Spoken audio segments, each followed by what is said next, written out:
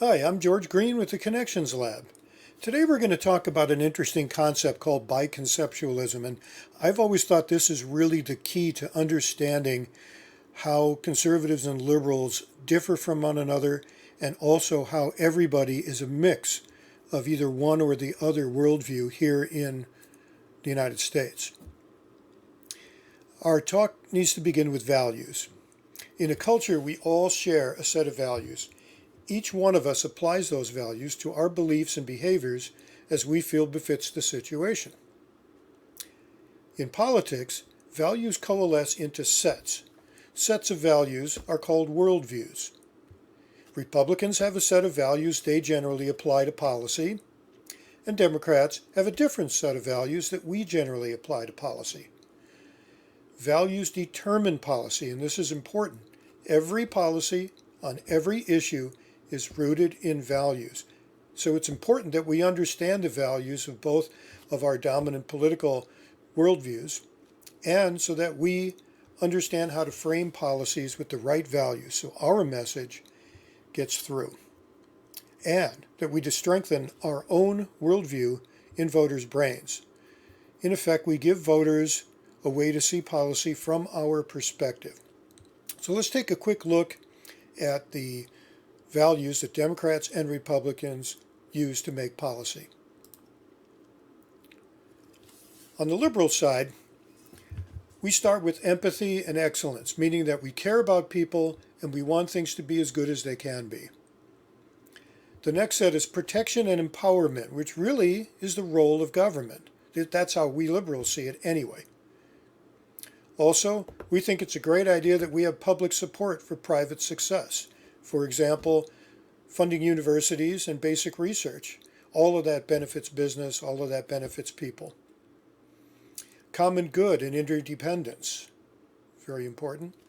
We also have a basic decency and dignity. All this talk about political correctness, we just see it as being basically just being decent to other people, polite. Equity and inclusiveness is a big one for us. Republicans give it a lot of lip service. Some of them, most notably the Republicans who've broken away from the Republican Party, are much more also into that equity and inclusiveness. Personal and social responsibility. We don't see those being a whole lot different. And democracy and citizen authority. In a democracy, the citizens are the authority. That's what makes democracy what it is. So, let's take a look at the conservative values. There's a respect for authority. There tends to be more of thinking that there's absolute right and wrong. There's also reward and punishment. If you do something well, if you're a moral person, you do things well, you should be rewarded. If you're not doing things well, then punishment is appropriate. Your moral worth ends up being, in a lot of ways, your worth in the market. Another way to look at that is the more money you make, the more worthy you are. The flip side of that is if you're not really wealthy or can't support yourself, then you must be somewhat immoral. There's also an in-tribe loyalty that conservatives tend to support conservatives, and if you're not a conservative, then there is less tolerance for your views or your actions. The government, its role is limited to basic protection. There's not all that much in the way of empowerment, except that this is the public face of the conservatives. The private face is that they seem to be all too fine using government in order to help out the wealthy people and large businesses. Conservative worldview tends to value individual responsibility over social responsibility. They believe that if you are a responsible individual, everything's going to work out just fine for everyone. A similar notion is in the market. If everyone just goes out and keeps the market going and keeps their hands off it, then everything will turn out just fine. And the conservatives have something in their worldview that we don't and that we ought to, and that is perpetuating the worldview. It's been very important to conservatives starting back in the 60s when they embarked on a 40-year plan to make their worldview dominant in the political narrative. They've succeeded in many, many ways, but they also want to make sure that that worldview is perpetuated, taught, and it stays dominant. We need to do that also. So, just to get an idea here, these are two different worldviews, two different value sets, two different ways of speaking and messaging, and two different views of policy. Again, all policy that's introduced on either side of the aisle is rooted in values. So, there are some questions that come up when you look at these two worldviews, and let's talk about those a little bit here. First question would be, is each party always lockstep in their set of values? That's an excellent question. No, in fact, it is very common for people to be biconceptual, meaning they may have a mixture of values from each worldview. So, for example, some Democratic business owners may agree with Republicans on weakening some regulations. And there used to be fiscally conservative but socially liberal Republicans who believed government might do less, but what it does, it should do very well. In fact, Republicans were divided a very long time ago. And here's a quote from George Lakoff. Back in the 1950s, conservatives hated each other. The financial conservatives hated the social conservatives. The libertarians did not get along with the social conservatives or the religious conservatives. And many social conservatives were not religious. A group of conservative leaders got together around William F. Buckley, Jr. and others and started asking what the different groups of conservatives had in common and whether they can agree to disagree in order to promote a general conservative cause. They spent billions and billions of dollars. They started magazines, think tanks, sent kids to college, sent them to the think tanks, made them available to the media as experts in every field. That's the way things used to be, and their method and their organization and their investment in making their worldview something that was easy for people to understand has been going on a long time, and they've succeeded rather well. Now today, the party is divided once again between extremists and those who no longer recognize it, and I don't think any of us would have predicted that the Republican Party would have fallen apart quite as much as it has recently, to the point where there are prominent conservatives now endorsing Joe Biden. I'm going to take just a little tangent here. Conservatives defined their worldview and agreed on a way to speak about it. Everyone sang off the same song sheet. The result of this was they all started getting what they wanted. They were able to work together and live together even though they disagreed with each other, but by having a common conservative vision, they were able to get what they wanted. As a movement, we also need to be very disciplined in our communication, and we need to invest a whole lot more time, money, and effort into effective communication.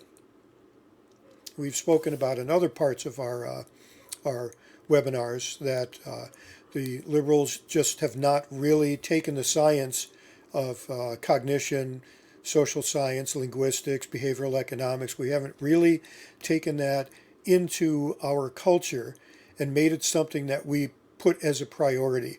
So we have a lot of scattershot approaches, and we tend to be tactical rather than strategic in our communication. So let's take a look at this concept of being biconceptual. We talked about how people are a little bit of one, a little bit of the other, that there are these different sets. And so another question that comes up here is, are our values completely alien to conservatives and swing voters? The answer to that question is no. In fact, swing voters swing because they are biconceptual. They have concepts that they pull from the left and from the right, and they use those concepts to decide issues. And when they do that, they're not coming up with a third centrist kind of group. There's no set of values outside of values that already exist in Republican or Democratic worldviews.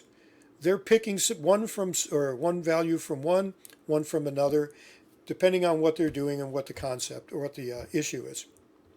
So because we all grow up in the same culture, the basic values of each party are not unknown to the members of the other party, meaning they're not weird ideas. They're just values that we apply in different parts of our lives. So in politics, we have a certain set of values that we use on the liberal side. On the conservative side, they have a set of values that they use. But for example, in other parts of our lives, we have respect for authority. I mean, we stop when the siren's going and the lights are in our rearview mirror. We like hard work. We like to get rewarded for hard work. These aren't alien concepts to us. And likewise, conservatives may be very nurturant with their family. They may be very, empowering with their family, and certainly very protective. So these aren't alien concepts. It's just we use some in one area in politics, and we use others in different areas. People who are biconceptual, as I said, pick a little from each side, and that ends up being called centrist, although no one has ever defined a centrist world for me, and I've been unable to find any writing anywhere that says here's what a centrist is and what centrists believe, apart from what already exists in the liberal and conservative worldviews. So, here's another question. Does biconceptualism mean that we should approach right-leaning voters by using the values of the conservative worldview? Again, the answer is no. And I'm just going to have a quote here from George Lakoff. This is a little technical psychology here, but we'll talk about it a bit. Lakoff says, because we think with our brains, all thought is physical. I'll repeat that again. Because we think with our brains, all thought is physical. Everything you know, all the people you know, all the memories you have, all of the knowledge you have in your head, it all exists in physical form in brain cells in your head and networks of brain cells. I'll go on with Lakoff's quote. Our moral and political worldviews are realized as brain circuits with strong synapses. If you have two conflicting worldviews, you have two brain circuits that are mutually inhibitory, so that one is activated, it is strengthened, and the other is shut off and weakened.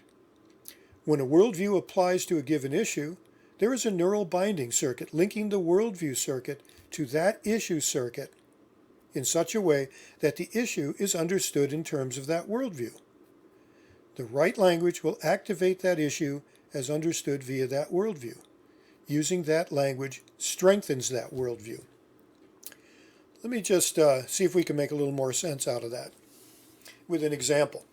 So in talking about immigration, and some of you who have been in our workshops have seen us use this example, on the left we see the crisis at the Mexican border as a refugee crisis. That's a story we tell about it, that people are leaving where they are living and coming 1,500 miles with the kids in tow because life is just unbearable where they're at. It's violent, it's grinding poverty, nobody knows what's going on. There doesn't appear to be very solid local government or law enforcement. People are scared out of their minds, and they're doing dangerous things just to get away from it. Now, the conservatives have a different story, and that's a crime story. So you see there are two different frames here. One is a refugee frame, and one is a crime frame. And as you may have noticed, neither of those is actually a values frame, but you can make all sorts of stories and all sorts of messages around values that apply in either one of those frames. So anyway, let's take a look at what happens here. Right now, if we consider a brain, if that person's brain is buying into the crime story, then there's a very solid connection made between that story and their worldview and their neural connections in their brain. Now, if we're telling our refugee story, then we have the story, but right now it is not as strong as the conservatives have it. If we continue to tell our story and give voters another way to look at this, we say, I understand what you may have heard from the conservatives, but frankly, I don't think of those people as criminals. I think of them as refugees. And here's why. And tell that little story. Now, all of a sudden, well, our worldview got a little stronger. And conservative worldview got a little less because of what Lakoff was talking about here with mutual inhibition. It just happens to be something about the brain works, that the more you hear something or use something or say something, the stronger the connections get. And if that conflicts with something else you already know, then the other thing will weaken. This makes sense. This is how we learn. You know, if you do the wrong thing, if you learn to do the right thing and you keep doing the right thing, then you'll do the right thing after that. And doing the wrong thing will be something that is not something that you'll do often. And if we keep on repeating our message, our worldview gets stronger and the conservative worldview gets less. This is exactly what conservatives did over the last 40 years. I don't think it'll take 40 years, but this won't necessarily work immediately. Every message you make is a message that goes towards changing the way people look at things. It may take a while for us to do that. We haven't done it. It's been a major failing on the left that this isn't something we've put importance into. But if we're doing it, you're here to do this. You're here to learn this. If we do this, over time, this will happen. I think we also have a great opportunity at this point in time here in summer of 2020 where we know the world is going to be different after this. We know that people want things to be different. We know they're already thinking of things differently than they have in the past. So this is an opportunity for us to really be on top of our game and make sure that when we come out of this, the new normal is much more like the way we see the world. And so let me give you, so again, this is, we talked about biconceptualism, and let me give you this quote from my friend Steve Bucher. Framing is the art and science of crafting your message so people figure out that they already agree with you. And tie that back to the values and the concept of biconceptualism. People have all these values in their heads. What we're trying to do is just switch them over to say, you know, you think that in another part of your life that being nurturing is important. Well, we think that's important on the public scale. And so you can see what we're trying to do is say, let's look at values we all hold, these shared values, but let's try to pull our values into the way that people think about the political world. Here's another question. If policy is based in values, can I change the value and change the way someone views policy? That's what we've been talking about. Biconceptualism means that even when talking with hardcore conservatives, you can get them to consider an issue from a new point of view.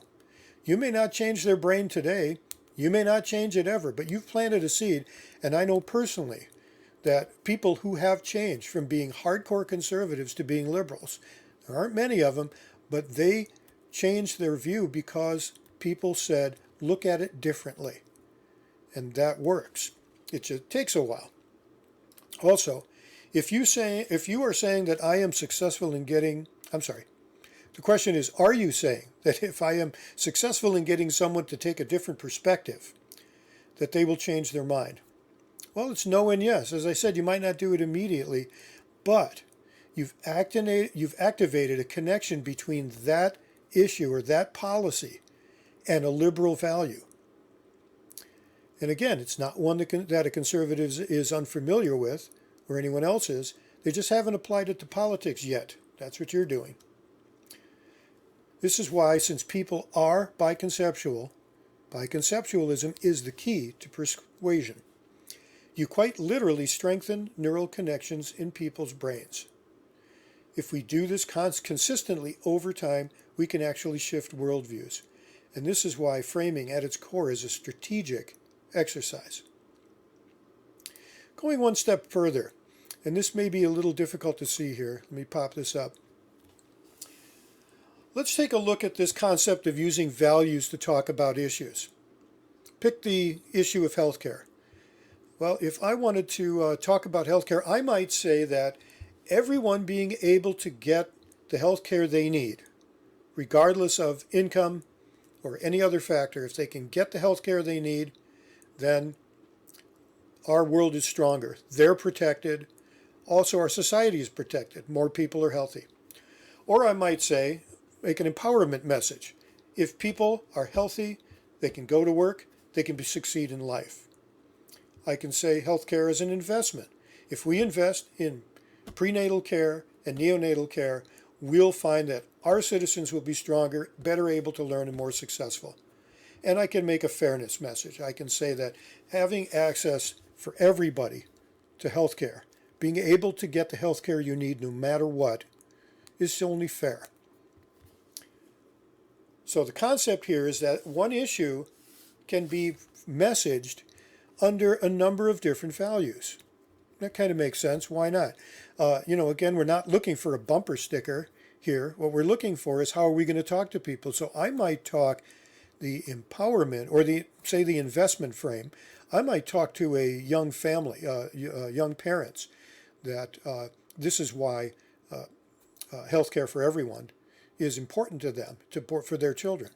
If I'm talking to a business group, I might want to use empowerment and saying that empowering people to be as healthy as they can makes them better and more productive workers, more likely to show up to work. Okay, so anyway, I won't belabor that point. Let's look at another one here. Just real quickly, education. We can do the same thing. In education, we can make a protection message. We can make an empowerment message. Certainly we can make an investment message, and fairness certainly on that too. So when we make these messages, now we've used those same values but for a different issue area. And this applies to all the issue areas. You can almost always use just about any of our core values to make a message about just about any issue. Okay, so there were two examples. Let's turn it around here and say, if we want to say protection, if we want to be making protection messages, we can make those messages in healthcare, education, infrastructure, environment, in all sorts of different areas, different issue areas. What I'm getting at here is that as you message, if you message from values, you're not only making that message about that policy available to voters to think about in a new way, you are also strengthening the underlying values that underlie every one of the issues out there. You're getting a twofer. You're doing double duty. So you're getting your way on the issue and you're building our worldview. Getting your way on the issue is strategic. You're trying to get this solved right now. But using the values, those core values, you're getting our way strategically over time. So I just wanted to make those points there because it's very important. That's really the essence of why framing is very, very important. It's possible to change minds permanently over time if we learn framing and we take the time to do that messaging with people on a daily basis between elections and during election cycles. Thanks, everyone. Appreciate you being here.